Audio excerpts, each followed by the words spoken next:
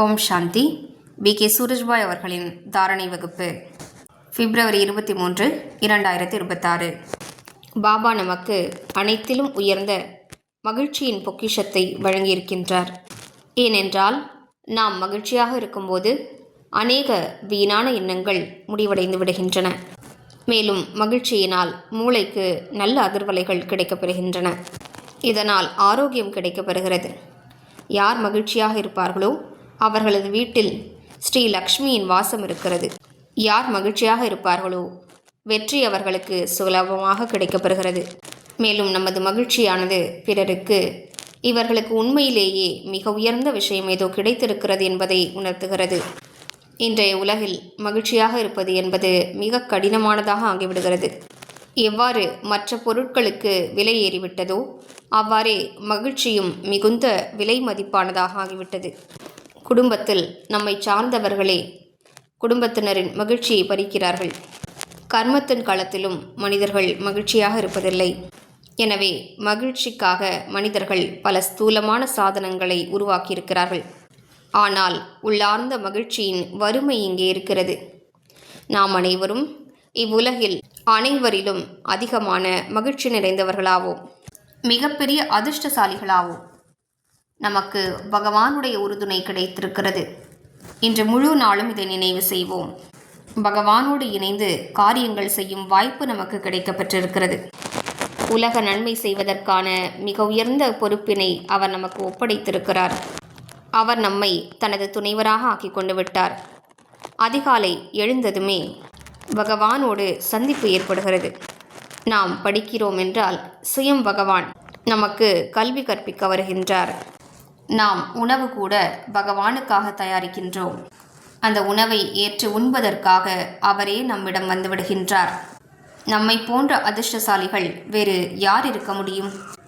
முழு நாளும் காரியங்களை செய்யும்போது நாம் தனியாக செய்வதில்லை. சுயம் பகவான் குடைநிழலாக நம்மோடு இருக்கின்றார்.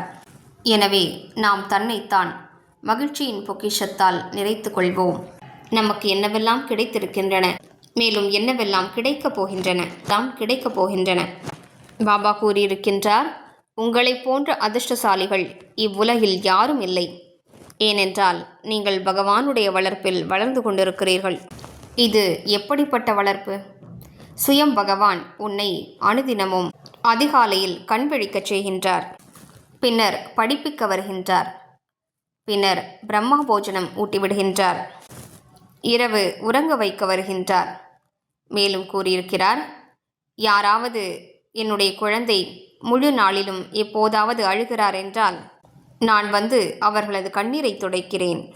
மேலும் கூறினார், உலகத்தவர் இந்த விஷயத்தை கேள்விப்பட்டால் இவர்களுக்காக பகவான் ஃப்ரீயாக அமர்ந்திருக்கிறாரா என்ன என்று கேட்பார்கள். அதற்கு நீங்கள், ஆமாம், எங்களுக்காக கடவுள் ஃப்ரீயாகவே அமர்ந்திருக்கிறார் என்று பதிலளியுங்கள் என்று பாபா கூறியிருக்கின்றார். அவர் எங்களது நண்பர் ஆவார்.